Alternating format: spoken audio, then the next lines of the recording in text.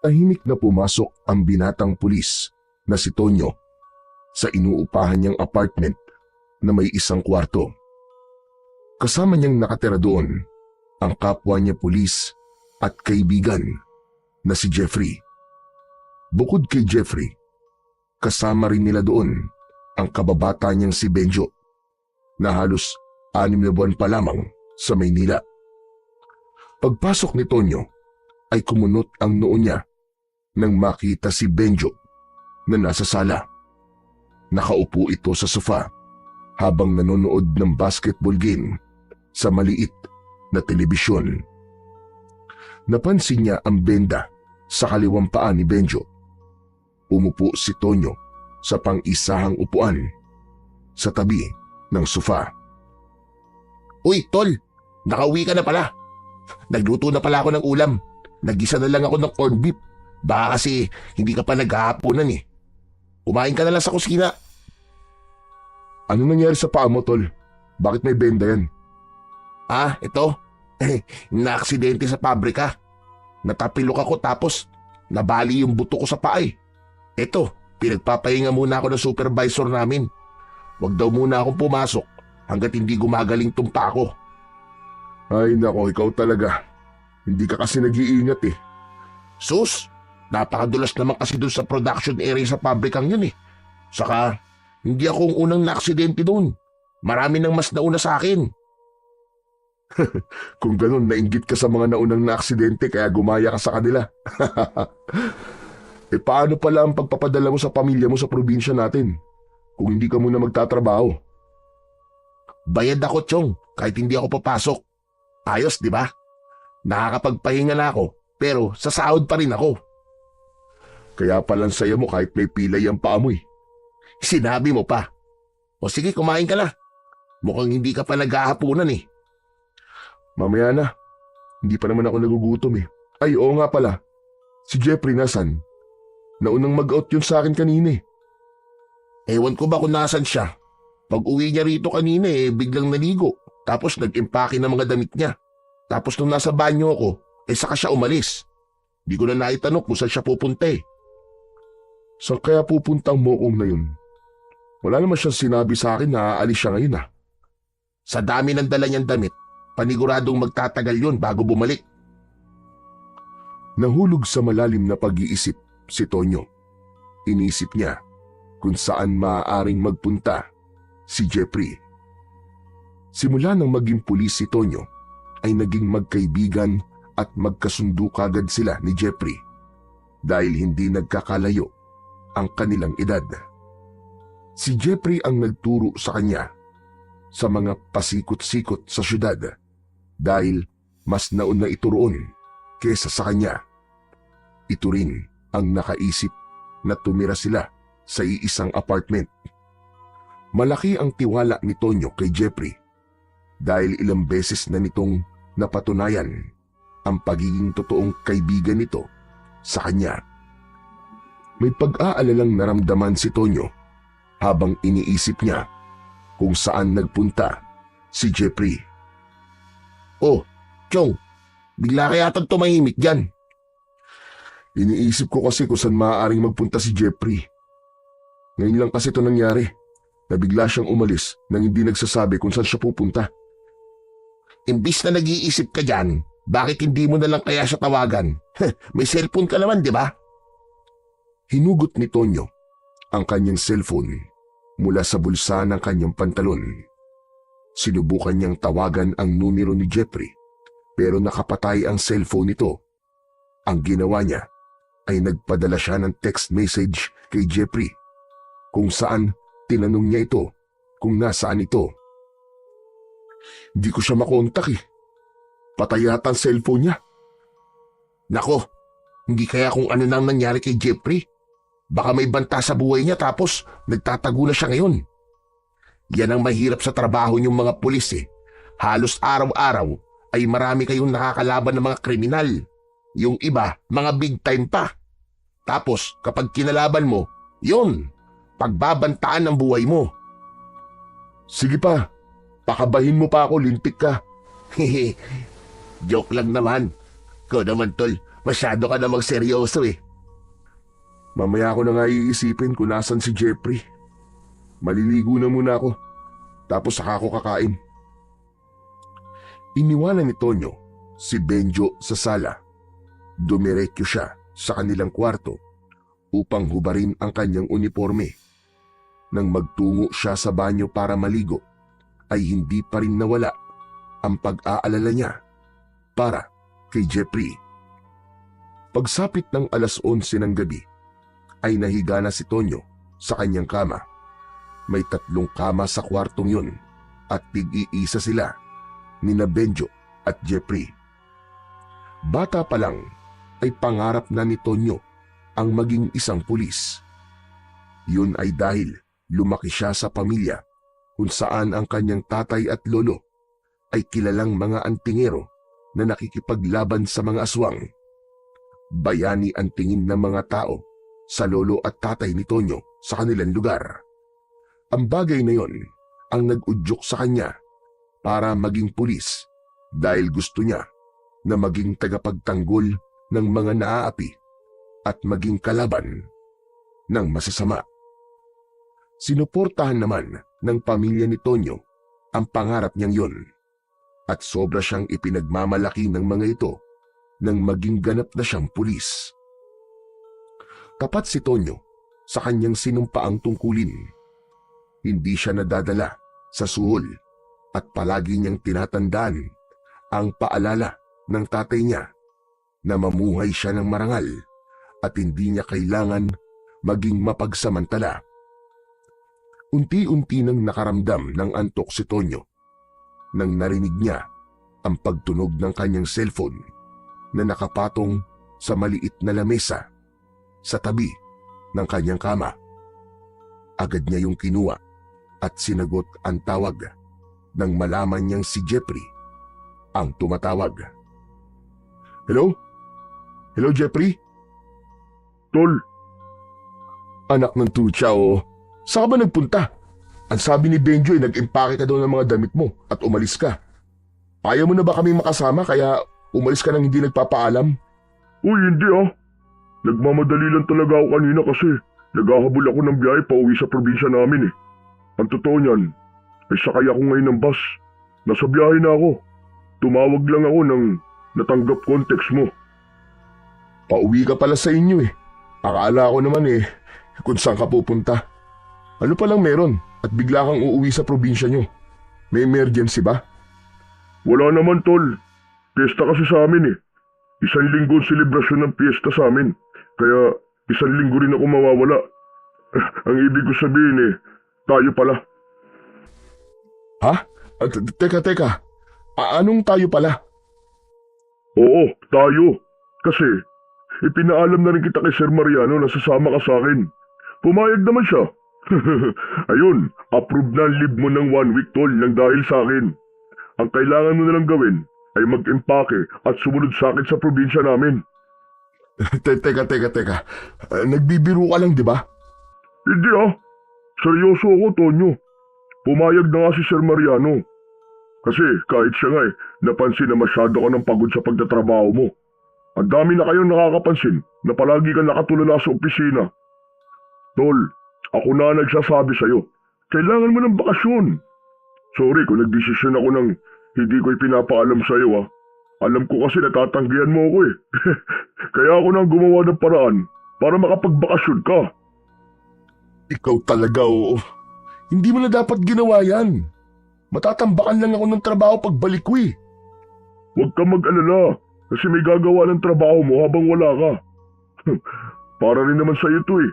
Pasensya ka na talaga ah. Una na ako kasi may mga kailangan akong asikasuhin sa bahay namin eh. O sige na tol, sumunod ka ah.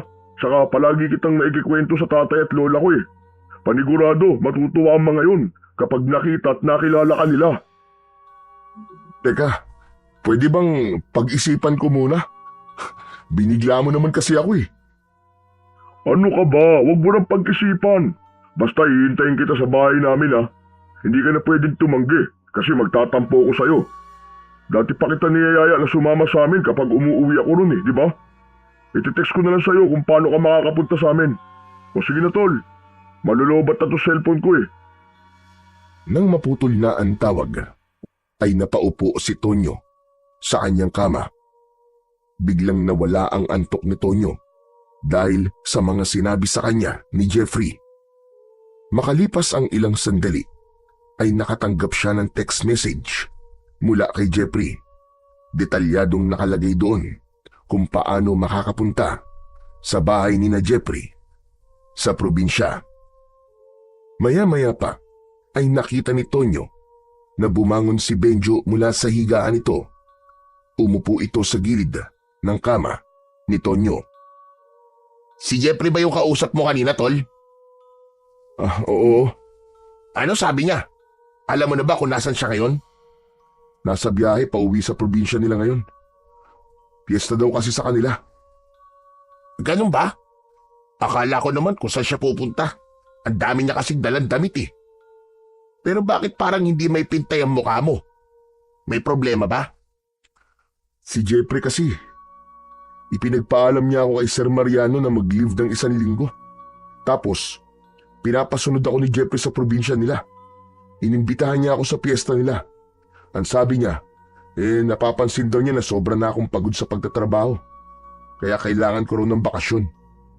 Maganda naman pala layunin ni Jeffrey. Kaya kanya inaaya sa kanila eh. Kahit ako, napapansin ko na masyado ka ng subsub sa pagtatrabaho eh.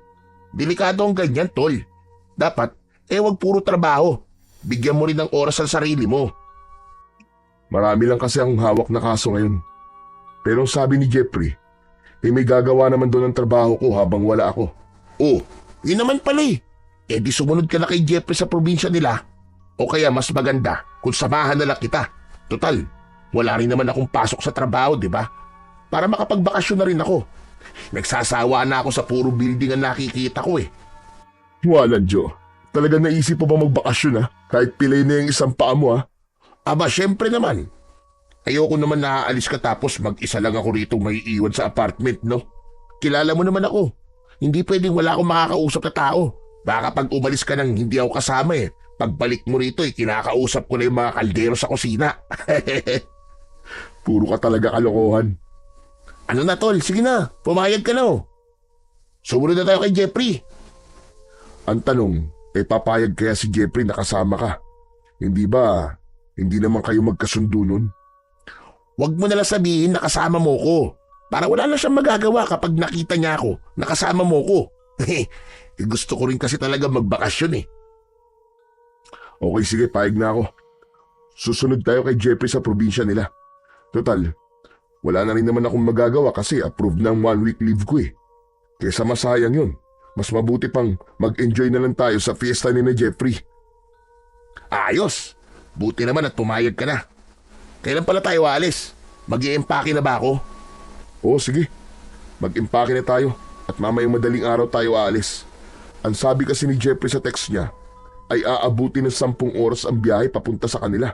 Kaya dapat maaga tayong umalis. Sige. Mag-i-empake na ako ngayon. Isingin mo na lang ako mamaya kapag aalis na tayo ah. Napailing na lang si Tonyo nang nagsimula ng ilabas ni Benjo ang ilang mga damit nito mula sa aparador. Habang siya naman ay hindi pa rin buo ang loob sa gagawin nila. Para sa kanya ay mas gusto pa niya ang magtrabaho kesa magbakasyon. Pagsapit ng 4:00 ng madaling araw ay nagising si Tonyo sa malakas na pagtunog ng alarm ng kanyang cellphone. Bumangon siya at ginising niya ang kaibigan niyang si Benjo. Naunang nagtungo si Benjo sa banyo para maligo. Nang matapos ito, ay si Tonyo naman ang sunod na naligo. Makalipas ang ilang sandali, ay parehas na silang nagbibihis at nag-aayos ng kanilang sarili. Habang nagsasapatos si Benjo, ay binuksan ni Tonyo ang drawer at nakita niya roon ang kanyang baril. Hindi niya alam, pero tila may bumulong sa kanya na dalhin niya yon. Kinuha niya ang baril at ang lalagyan ng mga bala. Isinama niya yon sa kanyang bag. Humarap si Tonyo sa salamin para siguraduhin na maayos ang kanyang buhok. Matapos yun ay isinuot niya ang isang kwintas. Meron yung palawit na bilog na kulay puti. Hinawakan niya ang palawit ng kwintas at umusal siya ng isang dasal. Talagang hindi ka pwedeng umalis nang hindi suot yung kwintas na yan, ano? Hindi talaga pwede. Bigay pa to sa akin ng lolo ko eh. Ang tagal na natin magkaibigan pero hanggang ngayon, hindi ko pa rin alam kung para saan ang batong yan. Ang alam ko lang ay agimat yan kasi ang tingero ang tatay at lolo mo sa baryo natin eh. Kabal ang tawag sa agimat na to, Benjo. Kapag meron ka nito, hindi ka tatablan ng bala ng baril at ng kahit na anong matutulis na bagay. Wow! Ang astig naman pala niyan. Pero totoo ba ang kapangyarihan niyang kabal? Oo naman. Ilang beses na akong iniligtas nito sa tuwing may engkwentro kami. Ilang beses na akong tinamaan ng bala pero parang himala na hindi yun tumagos sa balat ko. Ibinigay ito ni Lolo sa akin kasi alam niya ang trabaho ko bilang isang pulis. Alam niya na malaki ang maitutulong nitong kabal sa akin. Sa bagay, hindi na dapat ako magduda sa kapangyarihan ng agimat mo kasi talaga namang napakagaling na ang tingero ng tatay at lolo mo eh. Sayang nga lang at hindi ka sumunod sa yapak nila. Ayos lang yun. Naiintindihan naman nila kung bakit mas ginusto kong maging pulis eh. Saka halos parehas lang naman ang ginagawa namin. Parehas namin pinoprotektahan ng mga tao. Pero mamaya na tayo mag-usap at magmadali na tayo. Dapat ay makahabol tayo sa first trip ng bus. Sa biyahe na lang din tayo kumain ng almusal. Ipinagpatuloy na ni Tonyo at Benjo ang kanilang pag-aayos sa sarili. Hindi nagtagal ay magkasama na silang lumabas ng kanilang apartment. Sakto na may dumaan na tricycle kaya sumakay na sila roon at nagpahatid sa bus station. Pagdating sa bus station ay sumakay sila sa bus na ang biyahe ay papunta sa probinsya ni Jeffrey. Nang mapuno na ng mga pasahero ang bus, ay umandar na yon. Hindi nagtagal ay nakatulog si Tonyo dahil ang totoo ay inaantok pa siya ng oras na yon. Makalipas ang ilang oras ay biglang nagising si Tonyo. Isang malakas na sigaw ang kumawala sa bibig niya kaya napatingin ang lahat ng pasahero sa kanya. Pasensya na po kayo. Nananaginip lang po ako. Napapahiyang napayuko si Tonyo. Grabe ka, tol. Iskandaloso ka pala. Kasalanan ko ba kung nanaginip ako ng hindi maganda? Ano ba kasi napanaginipan mo at napasigaw ka?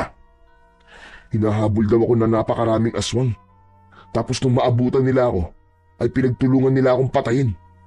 Uy, nakakatakot naman panaginip yan. Pero panaginip lang naman yun eh. Hindi naman yun totoo.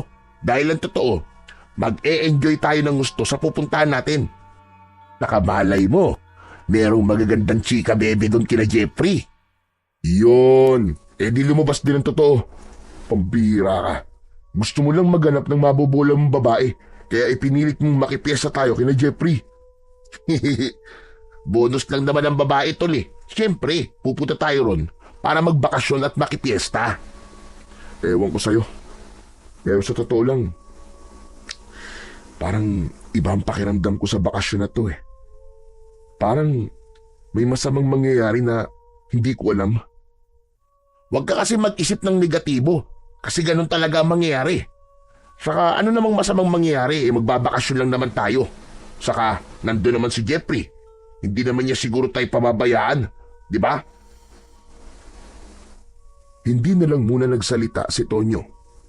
Itinuon niya ang kanyang mata sa labas ng bintana at pilit niyang inalis ang hindi magandang pakiramdam na meron siya.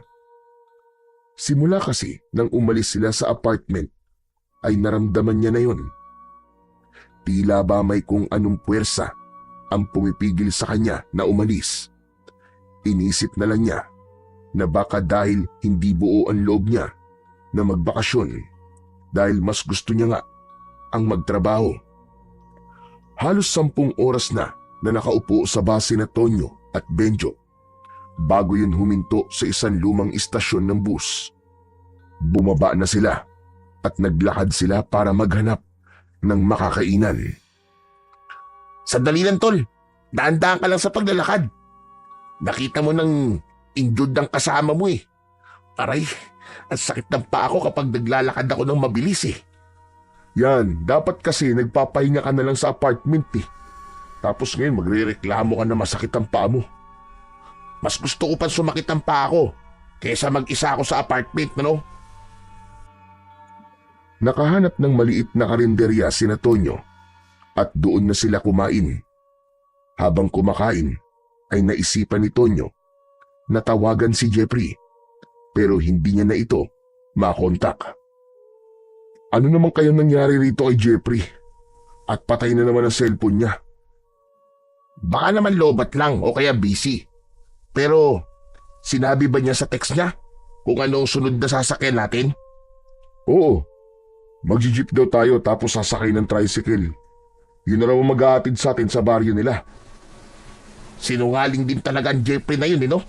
Akala ko ba sabi niya 10 oras ang biyahe papunta sa kanila. Yung pala, 10 oras sa bus. Tapos, may sasakyan pa. Anak ng weteng, oo. Napakalayo naman ng baryo nila. Nasa dulo na ba yun ng Pilipinas? Hayaan mo na nga, Benjo. Saka teka lang, ikaw naman ang pumilit sa akin na sumunod kay Jeffrey, di ba? Tapos ngayon nagre-reklamo ka. Natawa na lang si Benjo sa sinabi ni Tonyo. Nang matapos na silang kumain, ay sumakay na sila ng jeep. Halos kalahating oras ang naging biyahe nila. Pagkababa nila ng jeep, ay sa tricycle naman sila sumakay. Habang sakay ng tricycle, ay napansin nila na paunti na ng paunti ang mga kabayan na kanilang nakikita sa daan. Matapos ang halos 1 oras, ay huminto na ang tricycle sa tapat ng isang arko na gawa sa kawayan. Sinabi ni Tonyo sa driver na baka pwede sila nitong ihatid sa mismong bahay na pupuntahan nila.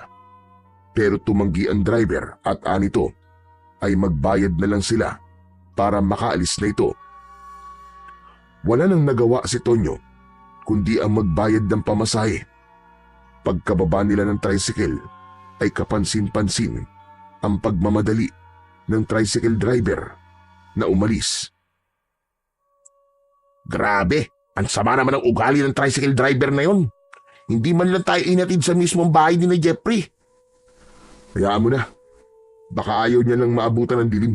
Nakita mo naman oh. Liblib ng lugar na to eh. Matatagalan bago siya makabalik sa bayan. Saka okay na rin to para makapaglakad-lakad tayo. Kanina pa tayo nakaupo eh. Sabagay, may punto ka naman. Medyo sumasakit ng ang puwet ko kasi 10 oras ba naman tayo nakaupo sa bus kanina eh. Nang sandaling yon, ay muling sinubukan ni Tonyo na tawagan si Jeffrey para mas maging madali ang pagpunta nila sa bahay nito.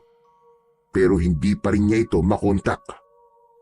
Wala na siyang nagawa kundi ang muling basahin ang huling text message na ipinadala sa kanya ni Jeffrey.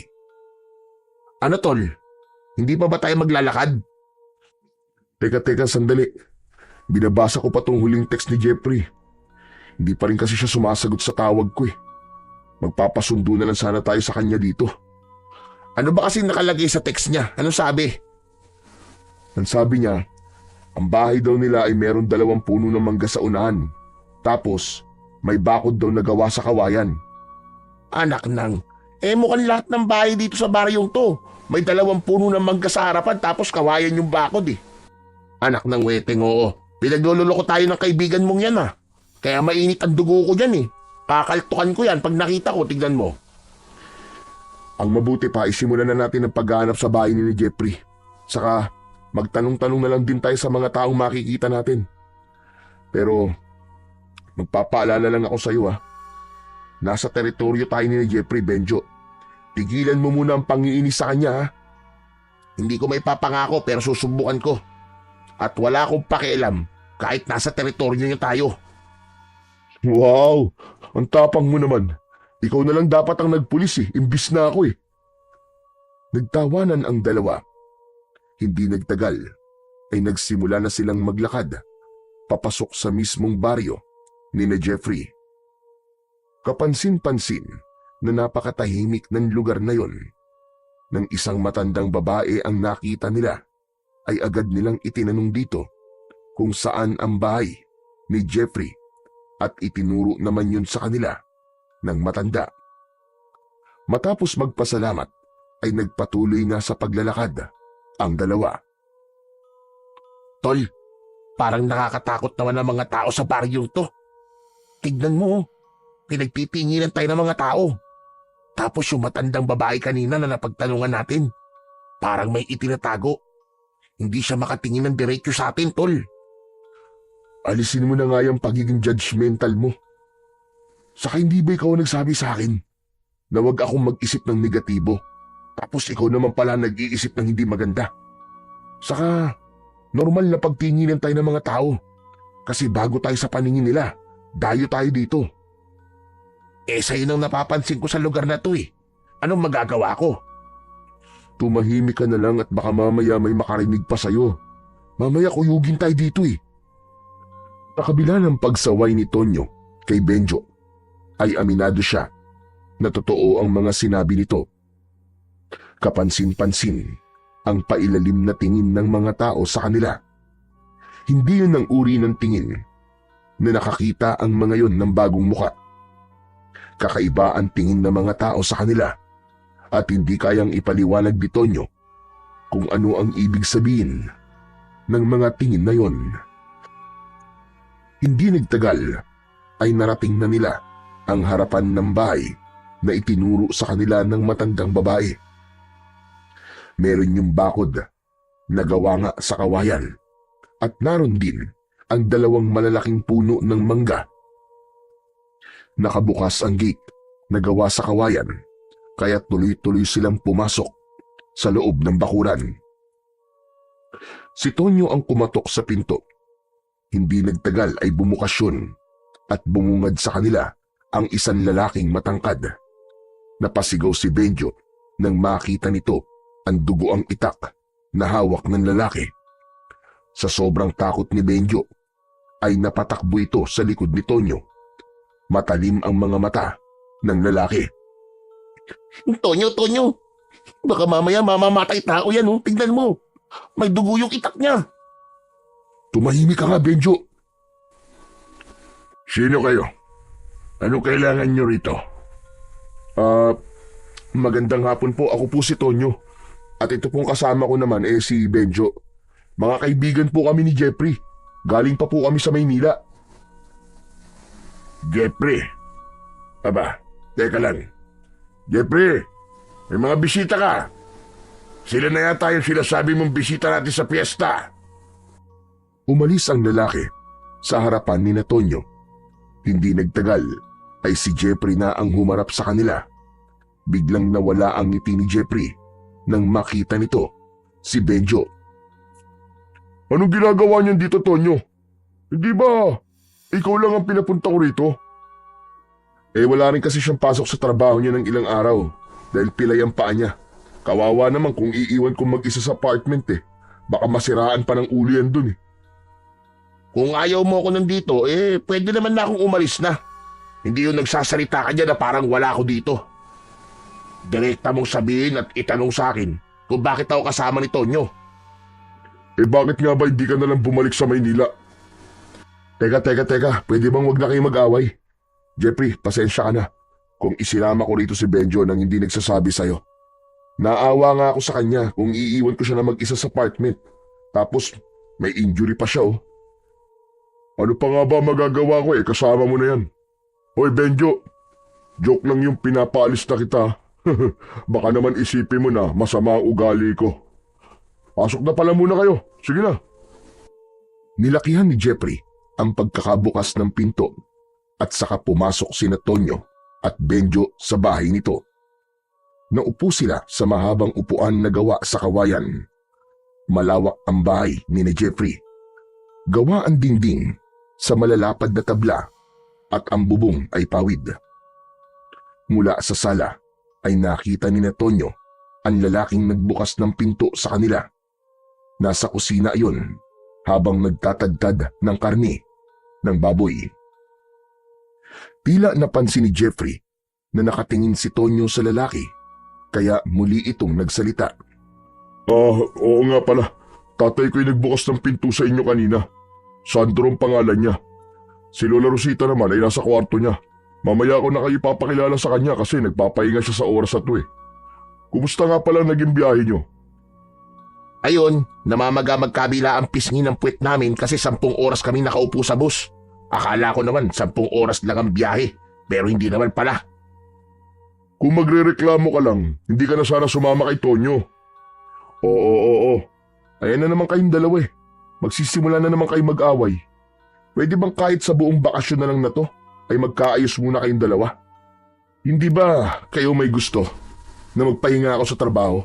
Sa tingin niyo ba, makakapagpahinga ako kung nagbabangayan kayo palagi? Sorry na tol, ito kasi si Jeffrey. Palagi na lang akong tinatable. Anong ako? Kung maayos ka na sanang kausap, hindi ako maiinis sa'yo. Oo, yan na naman. Kakasabi ko lang, di ba? Tama na nga yan.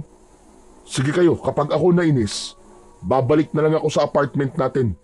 Mas okay pa yata dun eh, kasi tahimik dun. Okay, sige. Ako na magpaparaya, pangako.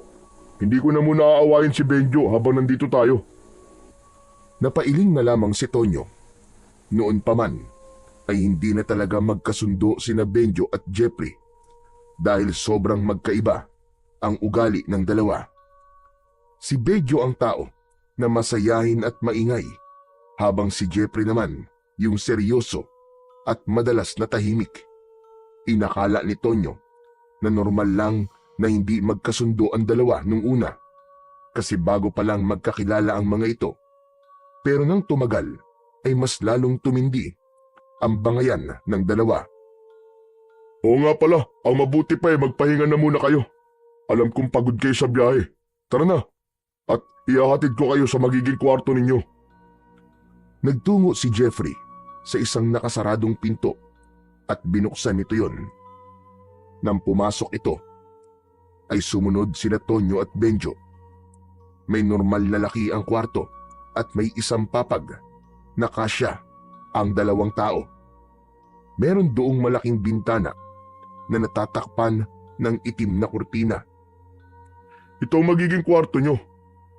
Pasensya na kayo kasi wala kaming electric fan eh. Pero huwag kayo mag-alala kasi malamig ang panahon ngayon.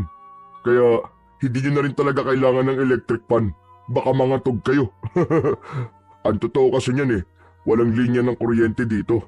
Pero may signal naman na cellphone. Yun nga lang, mahina at madalas nawawala pa. Ano?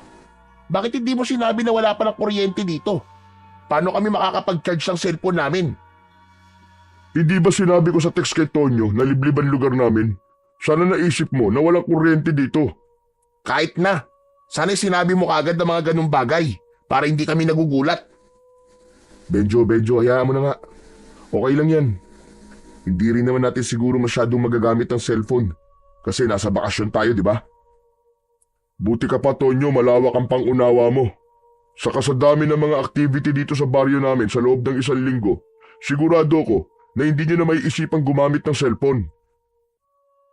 Siguraduhin mo lang na mag-i-enjoy kami rito dahil kung hindi, babayaran mo yung pamasahe namin papunta rito at pabalik sa Maynila.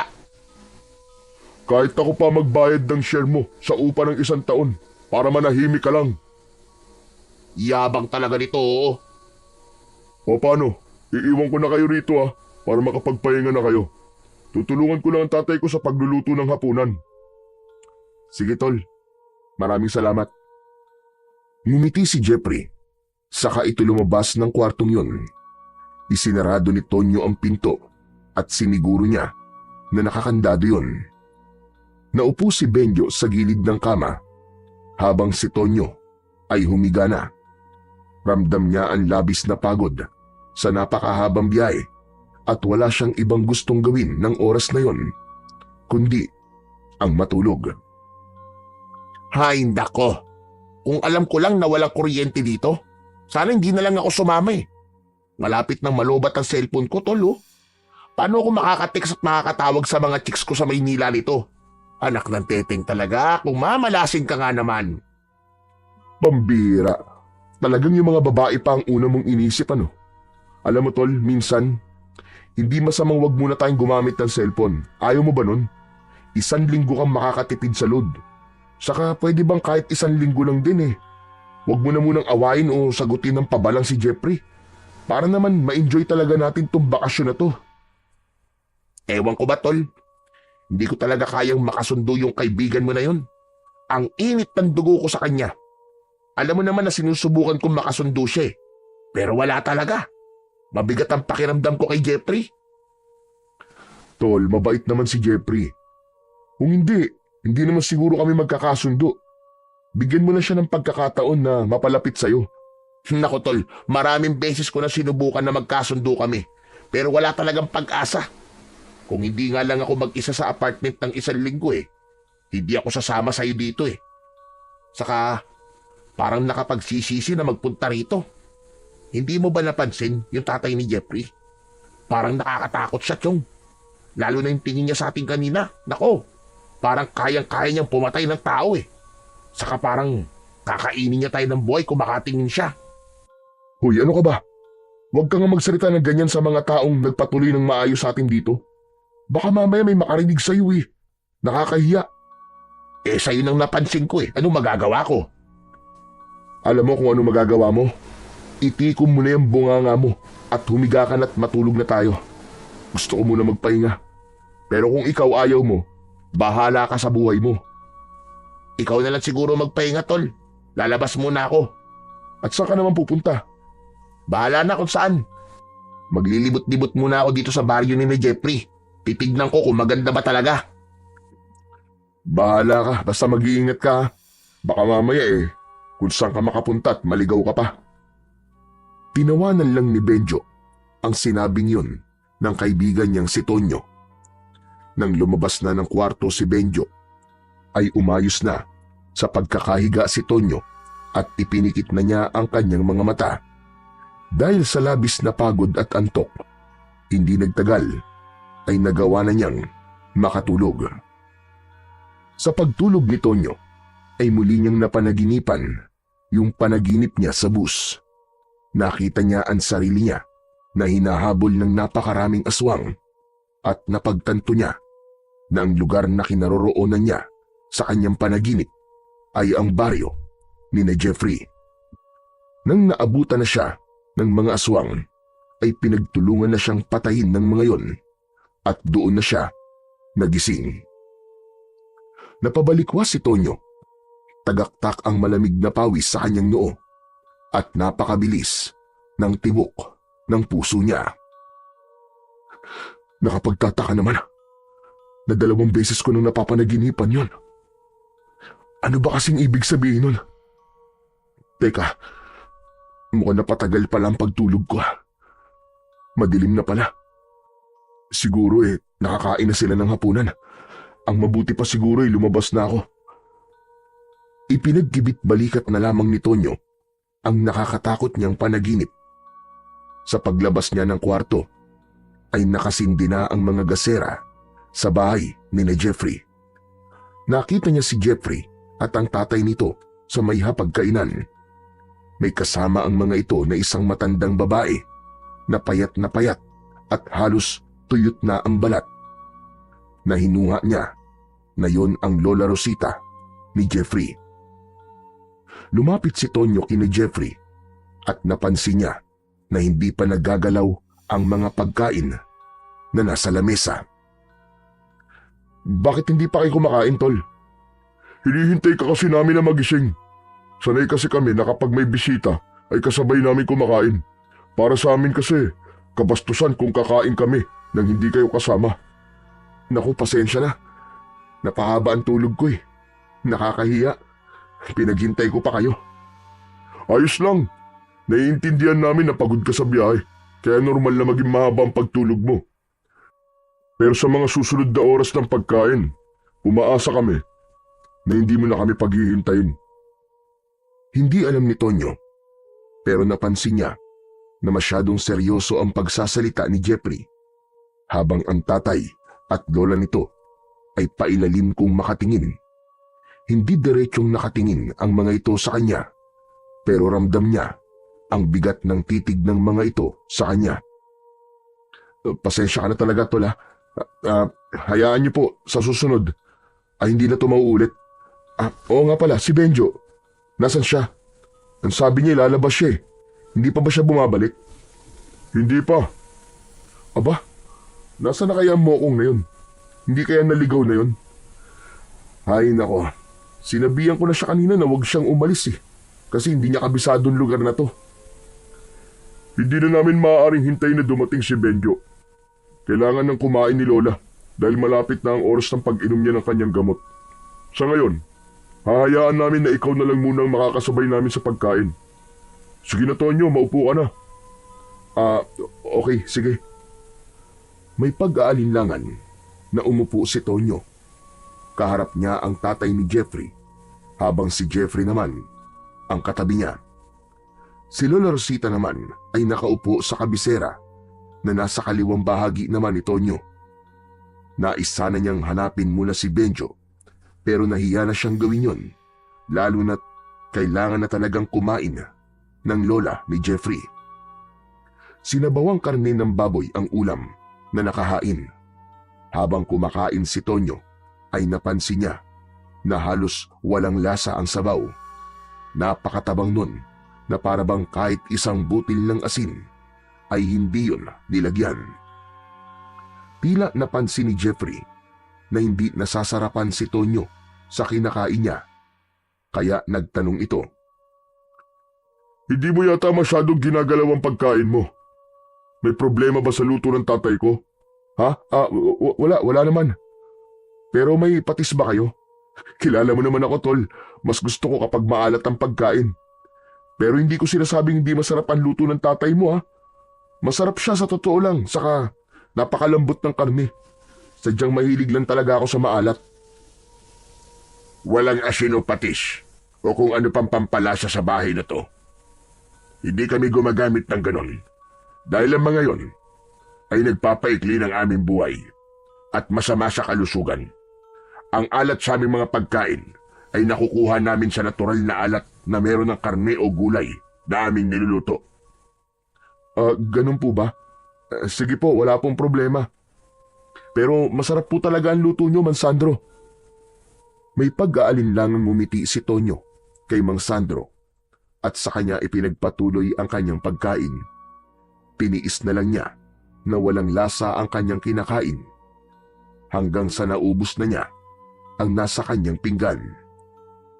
Maya-maya pa ay napatingin si Tonyo kay Lola Rosita. Napansin niya na matalim ang tingin nito sa kanya na parabang may napakalaking kasalanan siyang nagawa rito. Hello po, Lola Rosita. Ako po si Tonyo. Kaibigan po ako ng apo niyong si Jeffrey. Apo, Jeffrey, nagugutom na ako. Gusto ko na kumain. Tol, anong sinasabi ng lola mo? Di ba kanina pa siya kumakain? Ganyan talaga si Lola. Medyo nagiging ulyanin at isip bata na siya dahil sa kanyang katandaan. Nagugutom na ako. Gusto ko na kumain. Lola, nasa harap niyo po yung pagkain. Yan po ang kainin niyo. Mas lalong kinabahan si Tonyo dahil mas naging matalim ang tingin ni Lola Rosita sa kanya. Nagsimula na yung maglaway habang umaangil na parang isang galit na aso.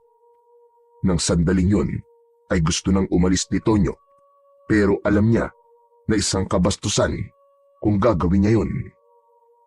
Biglang sinunggaban ni Lola Rosita ang isang braso ni Tonyo. Sa gulat ni Tonyo ay napasigaw siya ng malakas. Ngumanga ng malaki ang matandang babae at nang akmang kakagatin nito ang braso ni Tonyo ay agad namang tumayo si Jeffrey upang pigilan si Lola Rosita. Natakot at nagtaka si Tonyo sa ginawang yon ni Lola Rosita. Nagwawala ang matanda habang hawak ito ni Jeffrey. Pilit siyang inaabot ng matandang babae na parabang galit na galit yun sa kanya. Jeffrey, dalhin mo muna si nanay sa kanyang kwarto. Ikulong mo muna siya ron hanggang sa kumalma siya. Sige na. Binuhat na ni Jeffrey ang lola nito at dinala sa isang maliit na kwarto. Malakas na isinarado ni Jeffrey ang pinto habang patuloy pa rin sa pagwawala at pagsigaw si Lola Rosita.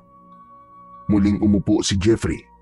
Nagpatuloy sa pagkain sina Jeffrey at ang tatay nito na para bang hindi naririnig ng mga ito ang pagsigaw ni Lola Rosita. Tol, tanong lang. Okay lang ba ang lola mo? Huwag mo na lang siyang pansinin. Ganun talaga si Lola Rosita kung minsan kapag hindi siya nakakainom ng gamot sa oras. Pero bakit niya ako kakagating kanina? May mga pagkakataon na nananakit talaga siya. Pero huwag kang mag-alala. Kapag napainom ko na siya ng gamot, ay kakalma rin siya. Natakot naman ako sa lola mo kanina, tol. Akala ko kakainin niya na ako Pero sana ay kumalma at maging okay ng lola mo, Chong. Matipid na ngumiti si Jeffrey. Saka nito'y pinagpatuloy ang pagkain. Habang si Tonyo ay hindi pa rin maalis sa isip ang nakakatakot na pag-atake na ginawa ni Lola Rosita sa kanya kanina. Nang matapos na silang kumain, ay nakita ni Tonyo na pumasok si Jeffrey sa kwarto ni Lola Rosita. May dala itong isang bote na may lamang likido na hindi niya malaman kung anong kulay dahil malamlam ang liwanag ng gasera sa loob ng bahay. Bagyang nakaawang ang pinto ng kwarto ng matanda, kaya nakita niya na inabot ni Jeffrey ang bote kay Lola Rosita. Agad naman yung kinuha ng matanda at tila uhaw na uhaw nitong ininom ang laman ng bote. Umagos pa sa gilid ng bibig ng matanda ang likido at nakita ni Tonyo kung gaano yun kalapot. Biglang tumingin si Jeffrey kay Tonyo. Nagulat si Tonyo nang malakas na isinarado ni Jeffrey ang pinto na para bang galit na galit ito. Lumabas muna si Tonyo upang sumagap ng sariwang hangin. Kapansin-pansin ang katahimikan ng paligid. Kahit isang tao ay wala siyang nakikita. Aba, wala pa rin pala si Benjo. Sana kaya nagpunta ang mokong na yun? Hindi nagtagal ay dumating si Benjo. Malaki ang ngiti nito na para bang napakasaya nito. Oh, buti naman at naisipan mo pang umuwi. Saan ka ba galing Ang tagal mo bago bumalik Jackpot, tol, jackpot. May nakilala ako napakagandang babae. Tapos, ipinakilala pa niya ako sa pamilya niya. Sa tingin ko, may gusto yun sa akin. Sinasabi ko na nga hindi ka naman sumama rito para sa fiesta Nandito ka kasi maghahanap ka ng babaeng maluloko mo. Ano ba masama ron? Malay mo, nandito pa lang mapapangasawa ko. At sa tingin ko, ay nakita ko na siya. Pumasok ka na at kumain ka na. Sa susunod ay hindi mo na pwedeng gawin yan Gusto kasi ni Jeffrey na magkakasabay tayong kumain. Sus, wag mo sinusunod na mga sinasabi ni Jeffrey. Bisita nila tayo rito, no? Yun na nga Bisita tayo kaya dapat marunong tayong rumispeto sa patakaran sa bahay na to. Oo na. O sige, kakain na muna ako. Ano palang ulam? Sinabawang karne ng baboy, nilagaya tayon. Pero sasabihin ko na sa'yo ngayon pa lang walang lasa yung luto nila, parang hindi nilagyan ng asin. Hindi raw kasi sila gumagamit dito ng asin at ng kung ano pang pampalasa. Huwag mo na lang ipahalata na hindi mo gusto yung ulam. At baka mamaya sumama ang loob ng tatay ni Jeffrey. Yung tatay niya kasi nagluto nun Ayos lang, sa sobrang gutom ko, kahit hilaw na karne pa yan, kakainin ko. Napansin ni Tonyo ang kakaibang kwintas na suot ni Benjo. May palawit yon na para bang pinatuyong sanga ng kung anong halaman. Teka, Chong.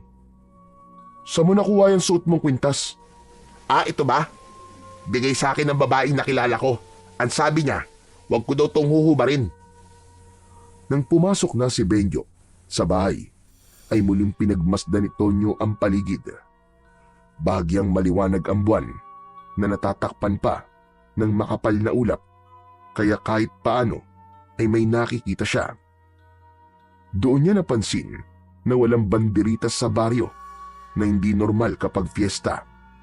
Inisip na lang niya na walang budget para sa ganung bagay ang baryo ni na Jeffrey, kaya hindi niya na yon binigyan pa ng pansin. Nanatili muna si Tonyo sa labas ng bahay. Umupo siya sa isang mahabang upuan na gawa sa kahoy na nasa ilalim ng puno ng mangga. Maya-maya pa ay umupo sa tabi niya si Benjo.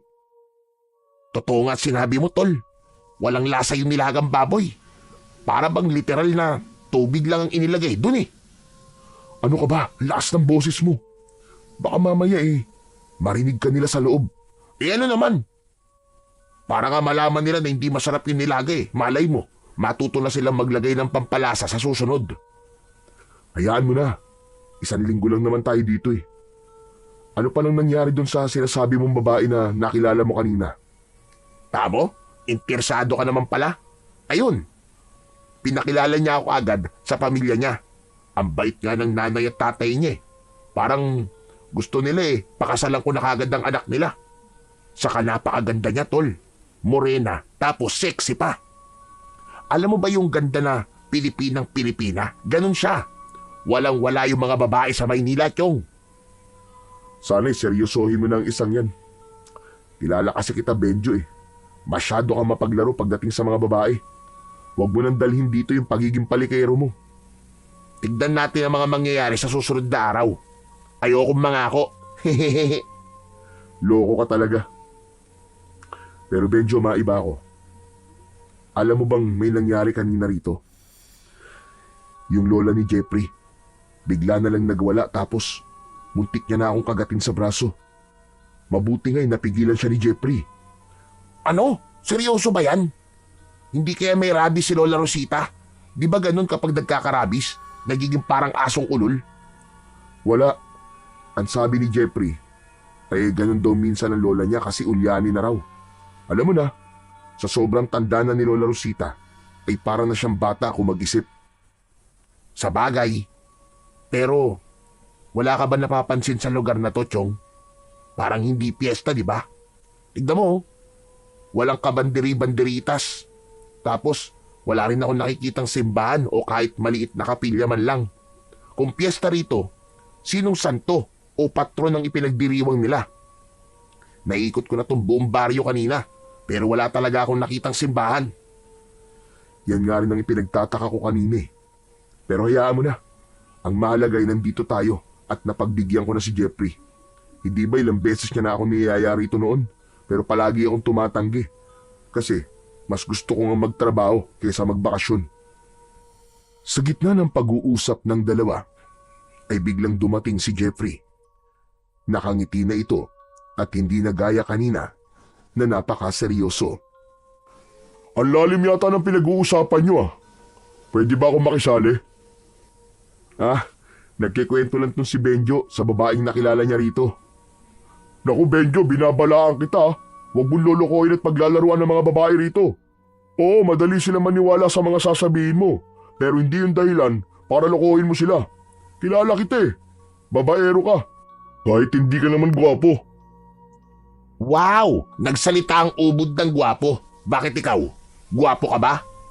Kumpara sa'yo, aba, oo naman. Teka, tama na nga yan. Yan na naman kayo, magsisimula na naman kayo ng away. Hindi niyo ba talaga kayang magkaayos kahit habang nandito lang tayong tatlo? Yang kaibigan mo ang pagsabihan mo, tol. Masyadong pasmado ang bunganga. Palagi na lang akong nakikita. Pinagsasabihan lang kita kasi kilala kita. Basta, hindi mo pwedeng gawin sa mga babae dito ang ginagawa mo sa mga babae mo sa Maynila. Huwag ka mag-alala, Jeffrey. Pinagsabihan ko si Benjo kanina. Teka, maiba tayo. Kumusta na nga pala si Lola Rosita? Maayos na ba ang lagay niya? Oo, tulog na siya ngayon. Sabi ko naman sa'yo kapag nakainom na siya ng gamot niya, kakalma din siya. Yung gamot ba na sinasabi mo yung nakalagay sa bote na ibinigay mo sa kanya? Oo, yun nga. Gawain sa iba't ibang uri ng mga halamang gamot na pinakuluan ng matagal. Kaya pala sobrang lapot nun kasi pinakuluan ng matagal. Teka, Matutulog na ako. Kayo rin, matulog na kayo. O kung di pa kayo inaantok, ay mas makabubuti na doon na lang kayo sa kwarto nyo mag-usap. Teka. Bakit para bang ayaw mong dito muna kami sa labas? May aswang ba rito sa baryo nyo? Paano ko sabihin kung meron? Ha? May aswang dito? Di, biro lang. Basta pumasok na kayo. Isang makahulugang ngiti ang pinakawalan ni Jeffrey bago ito pumasok sa loob ng bahay. May takot sa muka nang humarap si Benjo kay Tonyo. Tonyo, narinig mo ba yung sinabi ni Benji? Ang sabi niya may aswang daw dito. Kahit sinabi niya nagbibiro siya, nararamdaman ko na seryoso siya sa sinabi niyang yun. Ayan ka na naman sa pagiging paranoid mo eh. Biro nga lang, di ba? Tinatakot ka lang nun. Hindi. Parang seryoso siya nang sabihin niyang merong aswang sa lugar na to eh. Hindi kaya yun ang ibig sabihin ng panaginip mo rin sa bus? Baka isa yung pangitain sa mangyayari sa atin dito. Ano kaya kung umalis na tayo rito bago pa may masamang mangyari sa atin? Kumalma ka nga muna, Benjo. Naririnig mo ba mga sinasabi mo? Saka, nakakahiyakin ni Jeffrey kung aalis tayo rito. Dahil lang sa takot mong baka may aswang dito. Baka ma-offend ang tatay at lola ni Jeffrey. Kapag may nangyaring masama sa atin dito, ikaw ang sisisihin ko ha. Pero hindi ba ang tingero ang tatay at lolo mo? Tapos nakikipaglaban sila sa mga aswang? Hindi mo ba nararamdaman na may aswang dito? Wala akong ganong kakayahan eh. Hindi ako sinanay ni na tatay at lolo para manahin ko ang kakayahang meron sila. Saka huwag ka mag-alala. Kung may aswang man dito, ay hindi siya uubra sa baril ko. Dinala ko kasi yung service firearm ko eh. Para kung sakaling may hindi magandang mangyari, ay alam mo na. Talaga? Dinala mo yung baril mo? Oo nga, paulit-ulit. Mabuti naman pala kung ganun. At least, meron tayong proteksyon. Ang mabuti pa, pumasok na tayo sa kwarto natin. Iba na ang pakiramdam ko dito sa labas eh. Sus, masyado ka talagang matatakutin. Naniwala ka naman kagad sa sinabi ni Jeffrey na may aswang dito. Pero sige na, pumasok na tayo. Masyado malamig dito eh. Nauna nang pumasok sa bahay si Benjo at bahagyang natawa si Tonyo dahil ramdam niya ang takot nito. Naisip niya na mas mabuti na yun dahil magkakaroon ng takot si Benjo na lumabas tuwing gabi. Nang nasa pintuan na si Tonyo ay napahinto siya nang may narinig siyang napakalakas na pag-alulong sa kung saan. Nagdulot yun ng matinding kilabot sa kanya. Tumingin si Tonyo sa labas at iginala niya ang kanyang mata sa paligid. Pero nang hindi niya na narinig muli ang pag-alulong, ay tuluyan niya nang isinarado ang pinto at sumunod na kay Benjo sa kwarto nila. Sa sumunod na 2 araw ay naging maayos naman ang pananatili ni na Tonyo at Benjo sa bahay ni na Jeffrey. Wala silang nakitang kakaiba at tila karaniwang pamumuhay lang ang meron ang mga tao sa lugar na yun. Isinama pa ni Jeffrey sina Tonyo at Benjo sa ilog na nasa bukana ng isang kasukalan.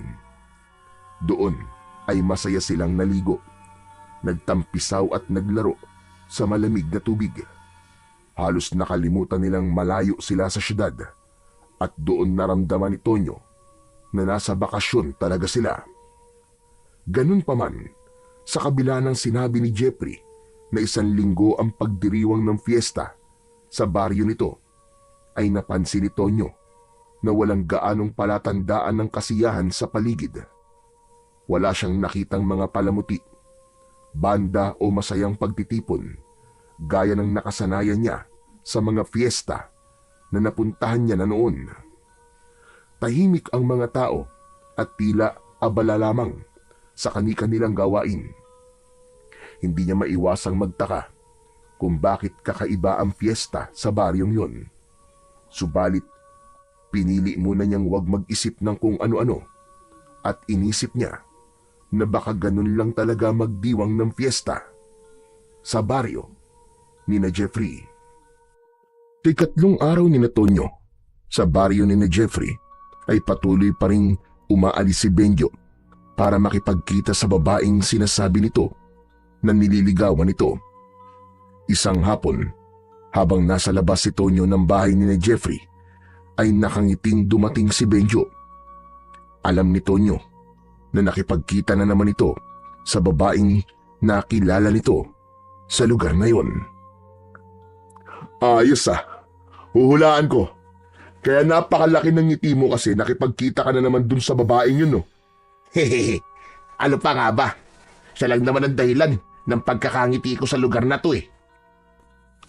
Mukhang nagiging seryoso ka na dyan, Ano nga palang pangalan niya? Hindi mo pa sinasabi sa akin eh. Clarissa. Oh, di ba? Pangalan pa lang, napakaganda na. Baka pwede mo naman akong ipakilala dyan kay Clarissa. Saka na kapag sinagot niya na ako, baka mamaya maudlot pa yun pag pinakilala ko agad sa'yo eh. Aba, parang sigurado ka na mapapasagot mo siya sa ilang araw na natitira natin dito Siyempre naman. Nararamdaman ko na gusto niya rin ako. Kaya lang, nagpapakipot pa siya ng konti. Ganun nga yata talaga mga babae rito sa probinsya. Hindi madaling makuha. Pero mas okay nga yun. Kasi, nata-challenge talaga ako, tol. Masaya ako para sa'yo, Benjo. Nakikita ko kasi na sa pagkakataong to ay parang nagiging seryoso ka na sa babae. Sana magtuloy-tuloy na yan. Totoo ang kasiyahan na nararamdaman ni Tonyo para kay Benjo. Noon pa man ay kilala niya na si Benjo na hindi marunong magseryoso sa mga babae. Hindi man ito kagwapuhan, ay malakas talaga ang dating nito sa mga babae at nadadala rin ng pagiging masayahin nito. Kaya hindi mahirap na magustuhan ito. Kaya para makita si Benjo na natutong manligaw ay isang malaking bagay para kay Tonyo. Kinagabihan, inihaw na baboy ang ulam na niluto ni Sandro. Gaya ng mga nauna nitong niluto ay wala pa rin itong lasa. Kahit sausawan na toyo o suka ay wala rin. Kahit paano ay nasanay na sina Tonyo at Benjo sa ganung uri ng pagkain. Inisip na lang ni Tonyo na ilang araw na lang naman ang ilalagi nila sa lugar na yon at pagbalik nila sa syudad ay makakakain na sila ng mga pagkain na may lasa at gusto nila. Nabasag ang katahimikan nila nang magsalita si Benjo. May itatanong lang po ako. Akala ko ba'y isang linggo selebrasyon ng piyesta dito sa inyo? Bakit hindi namin nakikita ni Tonyo ang selebrasyon na yon? Parang normal na araw lang. May tagtuyot kasing nangyari rito noong nakaraang buwan. Sabi ni tatay, siyempre, walang ani ang mga tao kapag ganun. Kapag walang ani, walang pera. Pero huwag kayo mag-alala, kasi sa huling araw ng piyesta, ay doon kami maghahanda. Ayun, sana naman may lasa na ang mga ihahanda nyo. Benjo, ano ba yung sinasabi mo? Biro lang. Joker po ako, Mansandro. Kaya wag niyo po sanang seryosohin ng ibang sinasabi ko. Masarap naman po itong mga luto nyo eh. Hindi nagsalita si Mang Sandro. Nakatingin lang ito ng pailalim kay Benjo. Habang si Tonyo naman ay hiyang-hiya para sa kanyang kaibigan. Alam niya na kahit sinabi nito na nagbibiro lamang ito, ay iba pa rin ang dating nun para sa pamilya ni Jeffrey, lalo na kay Mang Sandro na siyang palaging nagluluto. Pagsapit ng oras ng pagtulog, ay magkatabi ng nahiga sina Tonyo at Benjo sa papag. Hindi nagtagal ay narinig na ni Tonyo ang mahinang paghilik ni Benjo. Hindi maintindihan ni Tonyo kung bakit sa gabing yon ay hindi niya magawang makatulog. Mabigat na ang talukap ng kanyang mga mata, pero tila may kung anong puwersa ang pumipigil sa kanya na pumikit. Halos ilang oras na simula nang humiga si Tonyo, pero gising pa rin siya. Nang tignan niya ang oras sa suot niyang relo, ay nalaman niya na 12:00 na ng hating gabi. Maya-maya pa ay napabalikwas ng bangon si Tonyo nang may narinig siya sa labas na mga taong sabay-sabay na umaawit ng dasal. Ano kaya yun? Parang may posisyon . Dahil sa kuryosidad ay bahagyang binuksan ni Tonyo ang bintana. Sumilip siya roon at nakita niya na tama nga ang kanyang sinabi. Merong prosesyon na nangyayari. May mga taong nakahanay habang naglalakad. Lahat ay may dalang itim na kandilang may sindi. Anong inaawit nila? Bakit parang ibang lengguwahe yata? Saka, bakit ganitong oras sila nagsasagawa ng prosesyon? Hating gabi talaga. Habang lihim na pinapanood ni Tonyo ang mga nagpuprosesyon, ay nagtaasan ang balahibo sa kanyang braso. Nang nasa tapat na ng bahay ni na Jeffrey ang mga tao, ay biglang huminto ang mga yon. Tumigil rin sa pag-awit ang lahat. Napalunok si Tonyo. May kakaibang kilabot na dala ang biglang pagtigil ng mga nagpuprosesyon. Laking gulat niya nang sabay-sabay na tumingin ang mga tao sa kanya na para bang nararamdaman ng mga yon na pinapanood niya ang mga ito. Sa sobrang takot ni Tonyo ay isinarado niya ang bintana ng malakas. Nagmamadali siyang bumalik sa tabi ni Benjo. Dahil doon ay nagising si Benjo. Ano ba, tol? Bakit naman ang likot mo? Tapos ang lakas mo pa magsarado ng bintana. At sarap-sarap na ng tulog ko eh. Istorbo ka. Pasensya ka na, tol, ha? Natakot kasi ako sa mga nagpuprosesyon sa labas eh. Ha? Nananaginip ka na naman ba? Bakit naman may magpuprosesyon ng ganitong oras? Pabihira ka, oo. Hindi ko rin alam eh. Hindi naman ako taga rito. Basta may narinig akong kumakantang mga tao kanina tapos sumilip ako sa bintana. Bigla na lang silang tumigil sa harapan ng bahay ni na Jeffrey. Ang nakakakilabot pa, bigla nila akong tinignan na para bang naramdaman nilang pinapanood ko sila. Yung mga mata nila, nanlilisik, nakakatakot. Ewan ko sa'yo. Gumagawa ka lang ng kwento, no? Hindi ka makatulog kaya pati tulog ko iniistorbo mo. Saka bakit ka natatakot? Akala ko ba'y pulis ka? Kapag ba pulis, hindi na pwedeng makaramdam ng takot. Saka bakit parang hindi ka naniniwala sa sinasabi ko, ha? Imposible naman kasi na may nagpuprosesyon ng ganitong oras. O tignan mo nga sa orasan ko, oh. Lagpas na ng 12:00 ng hating gabi, ba? Teka nga, ang mabuti pa siguro tignan ko kung totoo ang sinasabi mo.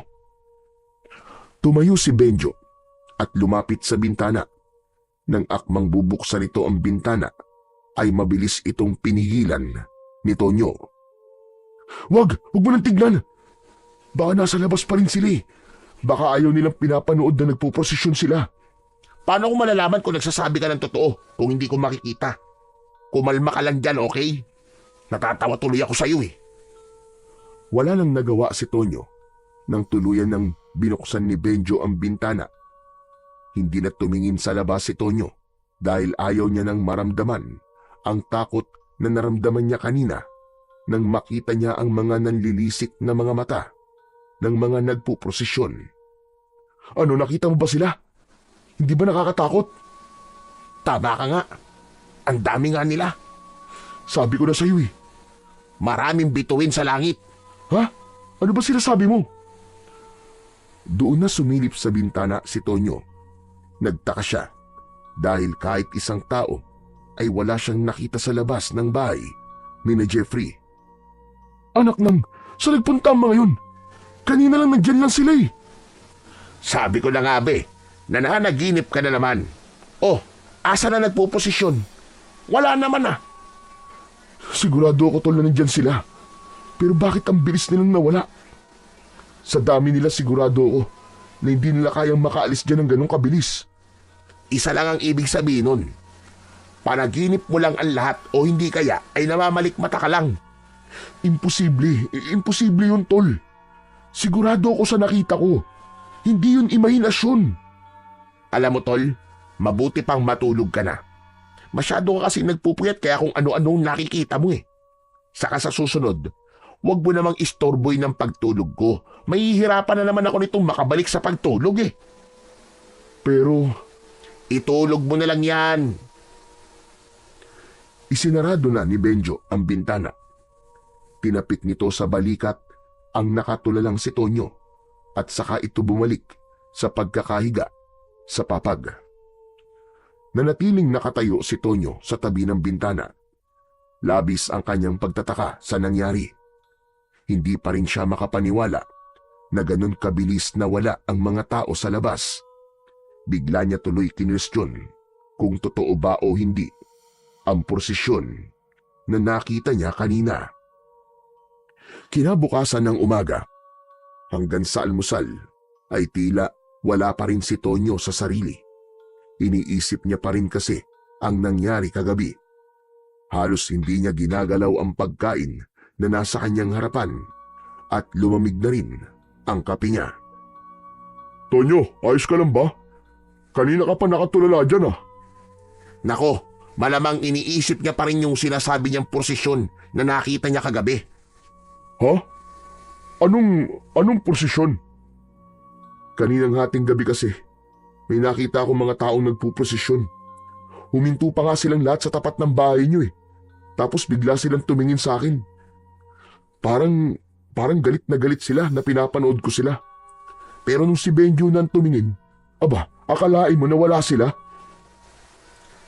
Jeffrey, ikaw na nga kumausap diyan kay Tonyo.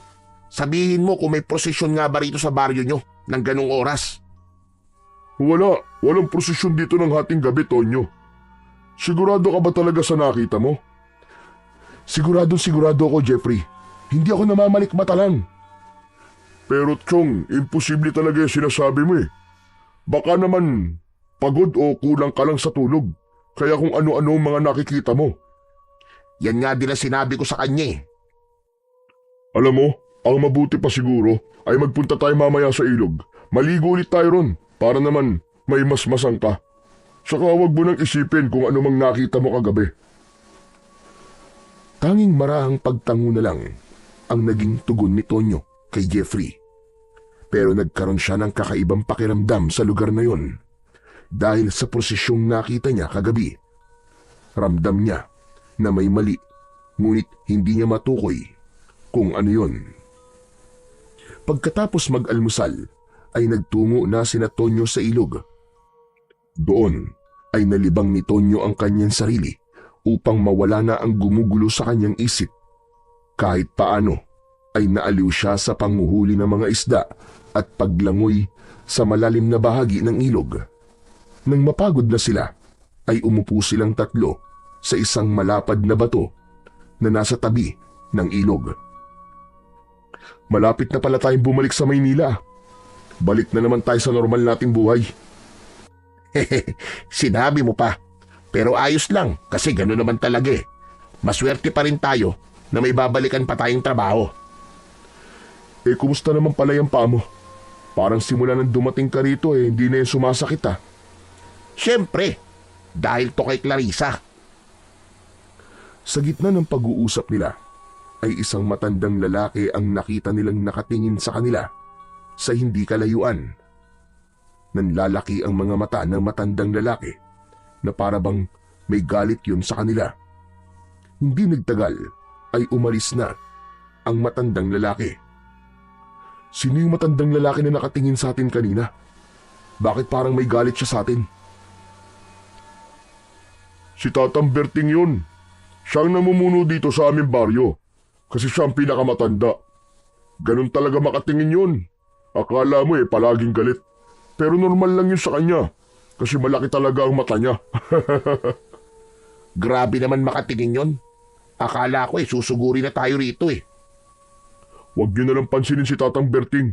Ay, oo nga pala. Uuwi na muna ako sa bahay ha.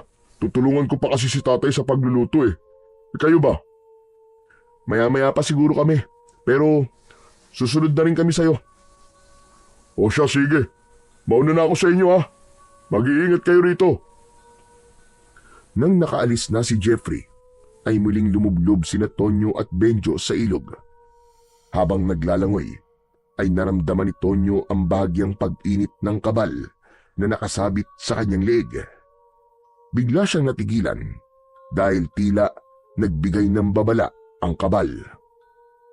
Oh, nakatulala ka na naman dyan, tol. Huwag mong sabihin na iniisip mo pa rin yung sinasabi mong prosesyon kagabi. Hindi yon. Ito kasing kabal ko. Bigla siyang uminit. Kapag umiinit kasi to, ibig sabihin ay may mangyayaring hindi maganda. Kaya dapat ako maging handa. Ano namang hindi magandang mangyayari? Nasa ilog lang naman tayo. Hindi ko alam, Tol. Ang mabuti pa siguro umahon na tayo at umuwi na rin tayo. Ano ba yan? Bago pa lang ako nag-e-enjoy kasi wala na si Jeffrey. Kung ayaw mo sumama sa akin pabalik kina Jeffrey, bahala ka sa buhay mo. Basta ako uuwi na. Oo na. Sasama na ako sa ipabalik. Ang KJ talaga nito. Tara na! Nang umahon na sina Tonyo sa ilog, ay napahinto si Tonyo nang may naramdaman siyang kakaiba sa paligid. Sa pag-ikot niya ng tingin, ay muli niyang nakita si Tatang Berting. Matiin yung nakatingin sa kanila ni Benjo. Gaya ng sinabi ni Jeffrey, ay hindi na lang niya pinansin ang matandang lalaki at naglakad na sila ni Benjo palayo sa ilog. Sa buong maghapon na lumipas, ay hindi na muna inisip ni Tonyo ang mga bagay na gumugulo sa kanyang isipan. Pagsapit ng gabi, habang tumutulong siya sa paghahain ng hapunan, ay may narinig silang boses ng isang matandang lalaki. Tinatawag nun ang pangalan ni Mang Sandro. Lumabas si Mang Sandro at sinundan ito ni Jeffrey. Sumunod na rin sina Tonyo at Benjo sa paglabas at naiwan si Lola Rosita sa kusina. Nagulat si Tonyo nang malaman na si Tatang Berting ang nasa labas. Biglang tumingin ang matandang lalaki kina Tonyo at Benjo. May bisita ka pala, Sandro. Dalawa pa. Bakit hindi mo sinabi sa akin ang bagay na ito? Paumanin, Tatang Berting. Ang anak ko kasi ay nagpapunta sa kanila rito. Galing sila sa syudad. Kahit na. Alam mo ang patakaran dito sa ating baryo. Total dalawang yung bisita. Ay ibigay mo sa akin ang isa. Mawalang galang na po, pero mga bisita ko po sila. Kaya dito po sila sa bahay namin nararapat. Hayaan nyo na lang po kami na mag-istima sa kanila. Hindi po ba ilang taon na kaming walang bisita rito tuwing piyesta. Kaya sana ay pagbigyan nyo muna kami sa pagkakataong ito. Hindi muna nagsalita si Tatang Berting na para bang nag-iisip ito, habang sina Tonyo at Benjo ay nagtatakang nagkatinginan dahil pareho nilang hindi naiintindihan kung bakit kailangan ibigay ni Jeffrey ang isa sa kanila ni Benjo kay Tatang Berting. Sige, pumapayag ako. Ngunit sa susunod na piyesta ay dapat mabahagian mo rin kami, Jeffrey. Opo, pangako po, Tatang Berting. Walang imik na tumalikod si Tatang Berting at saka yun naglakad palayo. Nang makabalik na sila sa loob ng bahay, ay agad na nagtanong si Tonyo kay Jeffrey.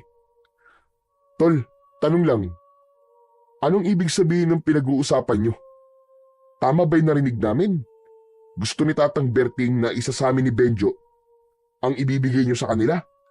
Oo, pero hindi naman literal na ibibigay sa kanya. Ang ibig sabihin ni Tatang Berting ay gusto niya na isa sa inyo ang tutuloy sa bahay niya. Bihira kasi kami magkaroon ng bisita dito sa baryo, lalo na tuwing piyesta. Kaya minsan, gusto ni Tatang Berting na tumulong sa pag-welcome sa mga bisita. Ganun lang yun. Wow! Napaka-hospitable naman pala ng mga tao rito. Pero huwag nyo nang intindihin yun. Maghain na tayo para makakain na tayo. Medyo nagugutom na kasi ako . Napansin ni Tonyo na tila sinadya ni Jeffrey na putulin na kagad ang kanilang usapan tungkol kay Tatang Berting. Dahil doon ay naramdaman niya na tila may hindi sinasabi si Jeffrey sa kanila ni Benjo. Lumipas pa ang ilang araw hanggang sa dumating na ang huling araw ng piyesta sa baryo ni na Jeffrey. Inasahan ni Tonyo na sa araw na yon ay mararamdaman na niya ang kapistahan sa lugar na yon. Pero nabigo siya. Napansin niya na normal pa rin ang ginagawa ng mga tao roon. Walang nagkakatay ng manok o baboy na panghanda. Ngunit nang naalala niya ang sinabi ni Jeffrey na walang pera ang mga tao roon dahil sa nangyaring tagtuyot nung nakaraang buwan, kahit paano ay naunawaan na niya. Nang umagang yun, ay nakatambay lang sina Tonyo at Benjo sa labas ng bahay. Maya-maya pa ay lumapit si Jeffrey sa kanila. Akala ko ba ang sabi mo maghahanda kayo ngayong huling araw ng piyesta? Bakit hindi ko nakikitang nagkakatay ng kung anong hayop ang tatay mo ha, Jeffrey? Bakit ba masyado kang atat? Dito sa pamilya namin, nakasanayan na namin na naghahanda kami sa gabi. Kaya mamayang gabi pa kami magkakatay ng kung anong ihahanda namin. Ayos kakaiba din ang trip nyo Pero ano bang ihahanda nyo? Basta, malalaman nyo rin mamaya. Oo nga pala, Jeffrey. Huling araw na pala natin dito sa baryo nyo, no? Maraming salamat kasi inimbitahan mo kami rito. Akala ko hindi na importante ang magbakasyon. Pero na-realize ko na hindi pala pwedeng puro trabaho na lang ako. Kailangan din na huminga ako paminsan-minsan. At masaya ako nakasama ko kayong dalawa ni Benjo sa bakasyon kong to. Masaya rin ako na narito kayo. Alam ko na sa mga nakaraang araw ay naiinip na kayo. Pero huwag kayong mag-alala dahil mamayang gabi, sisiguraduhin namin na yun ang gabing hinding-hindi nyo makakalimutan sa buong buhay nyo. Matapos yung sabihin ni Jeffrey, ay ngumisi ito at saka ito tumalikod para maglakad pabalik sa loob ng bahay. Naguguluhang nagkatingin na naman ang magkaibigang Tonyo at Benjo. Pero walang nagsalita sa kanilang dalawa. May kakaiba na namang naramdaman si Tonyo kay Jeffrey. Napaisip din siya kung ano ang mangyayari mamayang gabi para masabi ni Jeffrey na ang gabing yon ay hinding-hindi nila malilimutan. Habang unti-unting kumakalat ang dilim sa paligid, ay hinintay ni Tonyo na makitang may kakatayin na baboy o manok sina Jeffrey. Pero hindi yun nangyari. Habang nasa kwarto si Tonyo, ay pumasok doon si Benjo. Tol, aalis pala muna ako Pupunta ako sa bahay ni na Clarissa. Bakit? Ano naman gagawin mo ron? Inimbita kasi ako ni Clarissa Ang sabi niya, doon na raw ako maghapunan sa kanila. Baka gusto mo sumama para may pakilala na kita sa kanya. Wag na. Ang pangit naman kung dalawa tayong aalis. Gabi ng huling araw ng fiesta dito Saka hindi ba sabi ni Jeffrey, maghahanda sila? Ay oo nga pala. Di ako na lang ang pupunta. Pero babalik din ako rito. Basta tiran niyo ko ng handa Hehe. Ikaw ang siba mo talaga. Kakain ka na nga kina Clarissa tapos kakain ka pa rito. Mabuti na sigurado. Baka hindi ako mabusog dun O sige na, umalis ka na at mag-iingat ka. Ay, sandali pala. Saan nga nakatira si Clarissa? Para kung sakaling kailangan kitang sunduin alam ko kung saan ka pupuntahan. Mula rito sa bahay ni na Jeffrey, 5 bahay, papunta sa direksyon ng ilog. Matapos yung sabihin ni Benjo, ay umalis na ito. Muling naramdaman ni Tonyo ang bahagyang pag-init ng kanyang kabal. Hinawakan niya yon at tinignan. Saan mo ba ako binibigyan ng babala Bakit kasi hindi mo kayang magsalita Di sana, nasabi mo na kung ano o sino ang dapat kong iwasan. Nagulat si Tonyo nang marinig niya ang pagwawala ni Lola Rosita sa kwarto nito. Nagmamadali siyang lumabas ng kanyang kwarto pero hindi niya nakita roon sina Jeffrey at Sandro.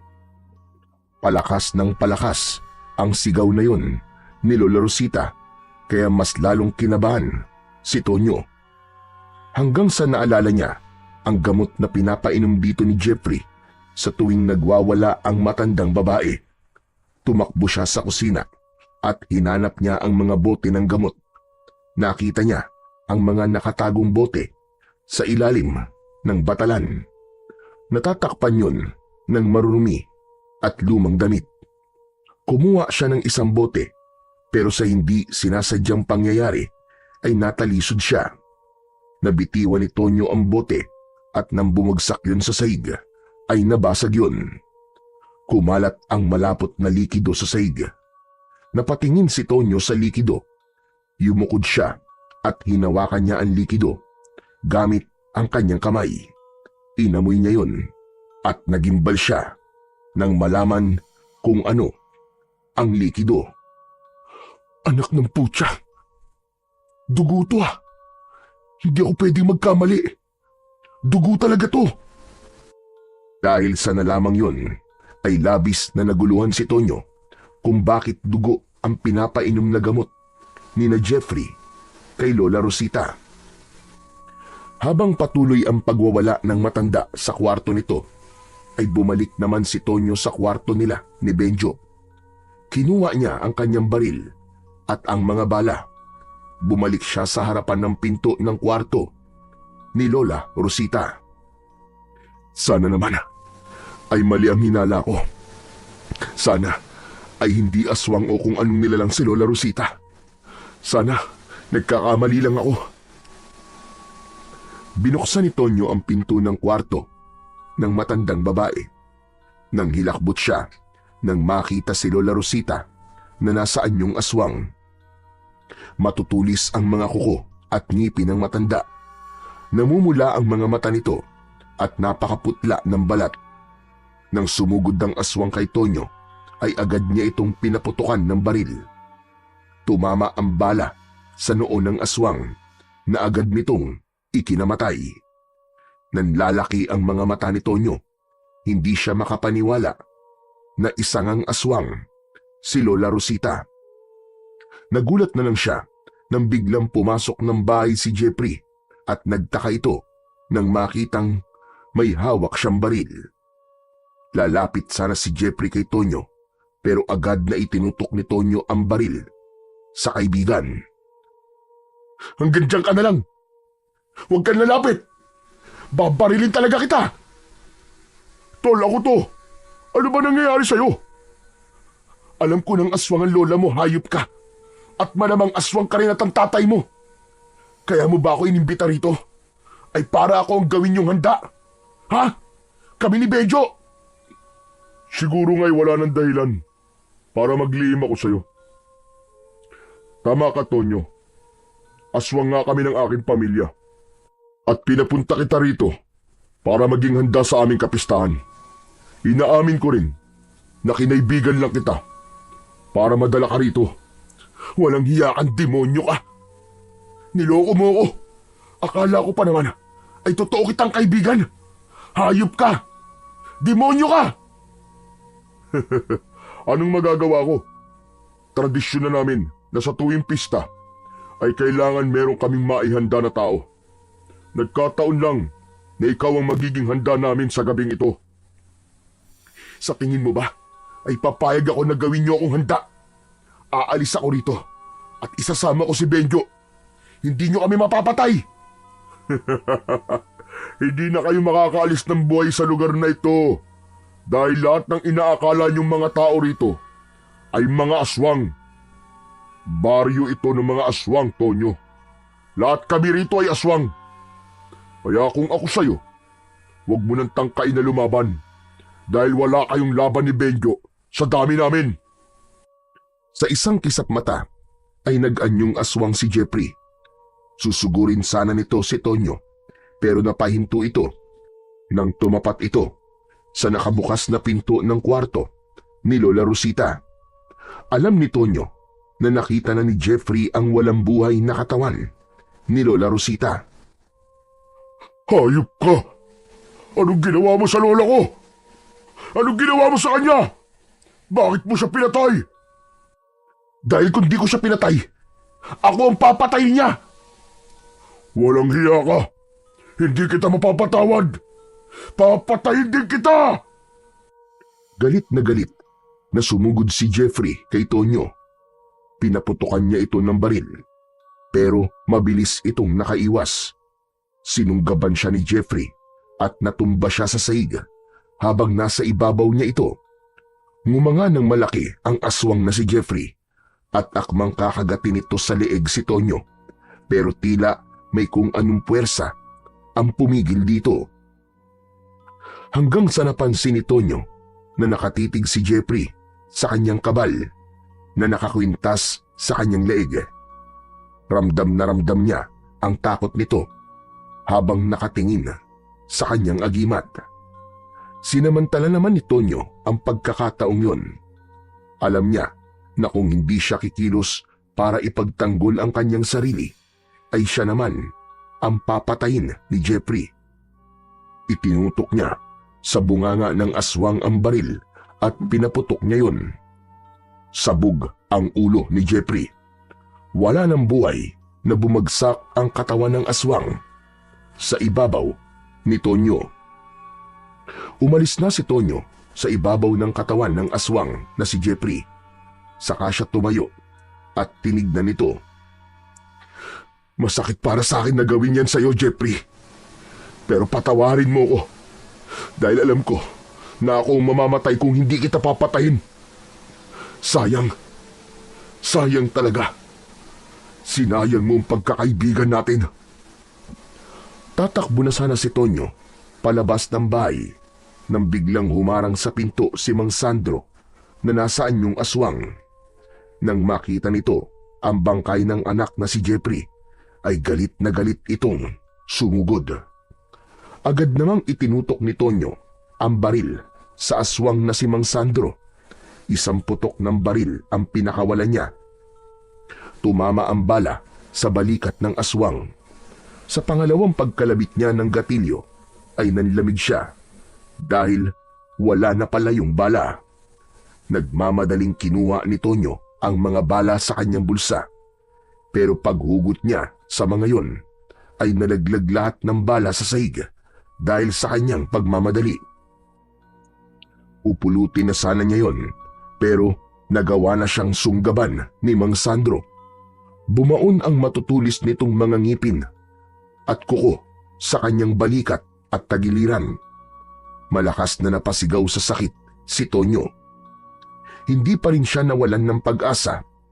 Kinapa niya ang mga balang nakakalat sa sahig at nang makakuha siya ng isa, ay inilagay niya kagad yun sa magasin ng kanyang baril at walang pagdadalawang isip na pinaputukan niya ang aswang sa sentido. Sumambulat ang utak ng aswang na si Mang Sandro at saka yun bumagsak. Pagkatapos nun, agad na tumayo si Tonyo at pinulot niya ang mga bala. Pinuno niya ng bala ang magasin ng kanyang baril at saka siya tumakbo palabas ng bahay. Kailangan kong puntahan si Benjo. Kailangan ko siya puntahan. Baka kung ano na nangyayari sa kanya. Delikado siya rito. Ngunit labis na nagulantang si Tonyo nang makita niya ang mga aswang na halos sabay-sabay na lumabas sa bahay ng mga yon. Mas lalo niyang binilisan ang kanyang pagtakbo hanggang sa nakasalubong niya ang takot na si Benjo. Tol! Tol, umalis na tayo rito! Tara! Sina Clarissa! Aswang sila ng pamilya niya, Tol! Sumabit kasi sa pinto nila yung kwintas ko tapos nung naputol yun, ay doon ko nakita ang totoong itsura ni Clarissa, Tol. Napakatanda na pala niya. Parang siyang ukluban. Parang si Lola Rosita. Tapos, doon na sila nag-anyong aswang ng buong pamilya niya. Buti na lang nakatakas kagad ako sa kanila. Kundi, ginawa na nila akong pagkain. Oo, Tol. Sila Jeffrey din at ang tatay at lola niya. Mga aswang din sila. Pinapunta niya tayo rito dahil tayo ang gagawin nilang handa sa piyesta. Pero napatay ko na silang lahat, Tol. Medyo masakit pero kailangan kong gawin yun eh. Dahil kung hindi ko sila pinatay, ay ako ang papatayin nila panigurado.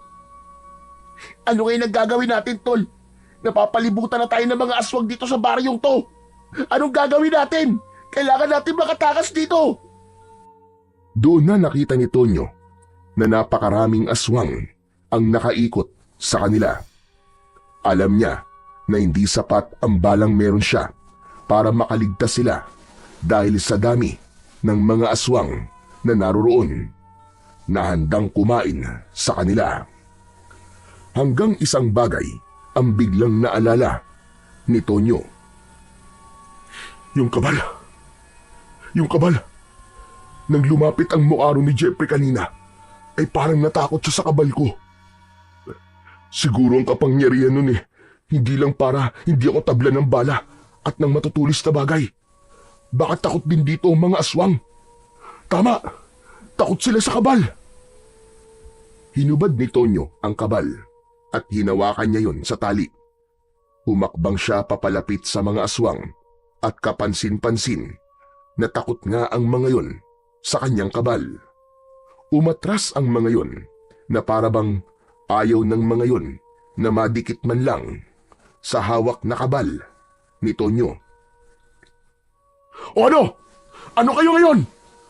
Dito pala kayo takot ha? Sige! Lumapit kayo! Lapit! Subukan niyo saktan kami! Ano? Lumapit kayo! Mga duwag pala kayo eh! Galit na umangil ang mga aswang na nakapalibot sa kanila. Pero hindi makalapit ang mga yon dahil sa agimat o kabal ni Tonyo. Nagpatuloy sa paglalakad si Tonyo habang hawak-hawak ang kabal. Si Benjo naman ay nakasunod lang sa kanya. Sa tuwing may magtatangkang aswang na umatake sa kanila, ay ihaharap lang ni Tonyo ang kabal rito at parang nasasaktan na umaatras ang mga aswang. Nang nakarating na sina Tonyo at Benjo sa may arko palabas ng baryo na yon, ay tila sumuko na ang mga aswang at hindi na sila sinundan ng mga yon. Doon na nagmamadaling tumakbo ang magkaibigan at walang ibang nasa isip nila kundi ang makalayo sa baryo ng mga aswang. Ligtas na nakabalik sa Maynila ang magkaibigang Tonyo at Benjo. Ngunit nanatiling sariwa sa kanilang isipan ang bangungot na naranasan nila sa baryo ng mga aswang. Pinili nilang manahimik at hindi nila ikinuwento sa iba ang mga nangyari dahil alam nilang walang maniniwala sa kanila. Pero para kay Tonyo, masakit na siya mismo ang pumatay sa kaibigan niyang si Jeffrey, ngunit batid niyang yun ang nararapat upang mabuhay sila ni Benjo. Labis ang kanyang pasasalamat sa kabal na nagligtas sa kanilang dalawa, at dahil sa pangyayaring yun, natutunan ni Tonyo na wag basta magtitiwala sa ibang tao, lalo na't hindi pa niya ito masyadong kilala.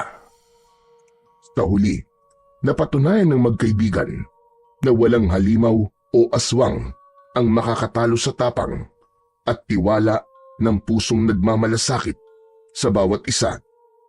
Nakaligtas man sila sa baryo ng mga aswang, baon pa rin nila ang alaala ng takot na yun na habang buhay nilang hindi malilimutan. Muling sumikat ang araw sa kanilang daan. Tanda na sa bawat dilim ng panganib ay laging may liwanag na nagmumula sa tiwala at pagkakaibigan.